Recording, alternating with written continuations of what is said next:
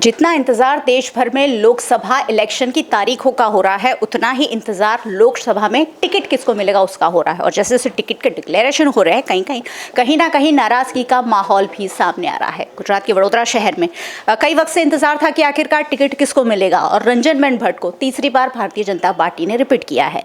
उसके बाद भारतीय जनता पार्टी की सन्निष्ठ कार्यकर्ता जो कई सालों से पार्टी में कार्यरत है और पार्टी को बहुत उच्च पद पर कार्यरत रह चुकी हैं, ऐसी ज्योतिबेन पंड्या, नाराजगी जताई है उन्होंने। पार्टी ने उन्हें सस्पेंड भी कर दिया है। वडोदरा भारतीय जनता पार्टी के अध्यक्ष डॉक्टर विजय शाह हमारे साथ है। विजय भाई से पूछेंगे कि आखिरकार सुशासन पे मानने वाली इस पार्टी में चूक कहाँ हो गई। सुशासन की बात होती है, हमेशा डिसिप्लिन में रहते हैं भारतीय जनता पार्टी के कार्यकर्ता। ये जो नाराजगी का उबार सामने आया है, विजय भाई क्या कहेंगे इसके बारे में? एक तो हमारे लिए खेद की बात है कि हमारे ही पार्टी के हमारे साथी कार्यकर्ता जो बड़ौदा शहर के महापौर भी रहे, जो भारतीय जनता पार्टी के महिला मोर्चा के प्रदेश के प्रमुख भी रहे, और जो भी राष्ट्रीय उपाध्यक्ष की जिम्मेवारी में है, से माननीय डॉक्टर ज्योतिबेन पंड्या ने बड़ौदा शहर में प्रेस कॉन्फ्रेंस किया। उससे पहले पार्टी में से उनको सस्पेंड किया गया। तो ये जो सुशासन की बात है, सुशासन की बात इसलिए है क्योंकि पार्टी के सभी कार्यकर्ता ये मानते हैं कि पार्टी हमारी माँ है। हम लोग काम कर रहे हैं, वो कमल के निशान के लिए कर रहे हैं।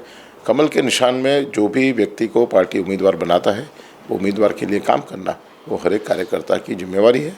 और सभी कार्यकर्ता ये भाव से काम करते हैं। तभी यदि कोई कार्यकर्ता इससे भटक जाते हैं, यदि कोई कार्यकर्ता इससे विपरीत करते हैं, तो सुशासन की चिंता पार्टी के अध्यक्ष के नाते हमको भी होती है। विजय भाई, बहुत सारे लोगों ने टिकट की दावेदारी की थी। क्या आपके सामने और कोई पार्टी कार्यकर्ताओं का इस तरह का रोष सामने आया है कि सही व्यक्ति को टिकट नहीं मिला है? देखो, ऐसा है कि जो लोग पार्टी में टिकट की अपेक्षा रखते हैं, उनको हमेशा ऐसा लगता है कि हम ही सर्वश्रेष्ठ उम्मीदवार हैं। उनको नहीं मिलता है तो उनका रोष होता ही है।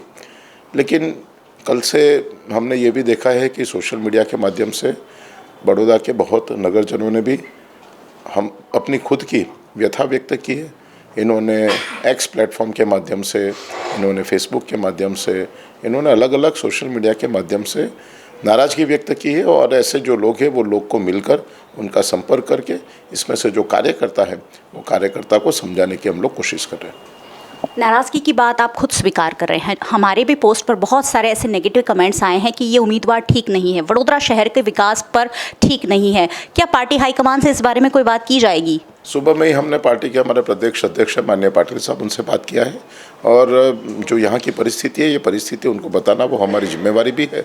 और उनके मार्गदर्शन पे आगे जो भी वो बताएंगे, इस तरह से हम लोग काम करेंगे। विजय भाई, वडोदरा का विकास ना सिर्फ मीडिया सवाल पूछ रही है, अब तो सरकार खुद, भारतीय जनता पार्टी की सरकार, भारतीय जनता पार्टी के नेता, भारतीय जनता पार्टी के राष्ट्रीय अध्यक्ष और भारतीय जनता पार्टी के प्रदेश अध्यक्ष अब इस पर सवाल उठा रहे हैं। वडोदरा के विकास को कैसे आगे ले जाएंगे जब हर जगह कहीं ना कोई loop hole Bharatiya Janata party का सामने आता ही जा रहा है, जबकि वडोदरा शहर के नागरिक भर भर झोली भारतीय जनता पार्टी को वोट कर रहे हैं। थोड़े दिन पहले गुजरात के माननीय मुख्यमंत्री श्री भूपेंद्र भाई पटेल साहब ने इसका टकोर भी किया था। और उसके बाद में कल ही ये बात माननीय प्रदेश के अध्यक्ष पाटिल साहब को मीडिया के माध्यम से लोगों ने बताया है।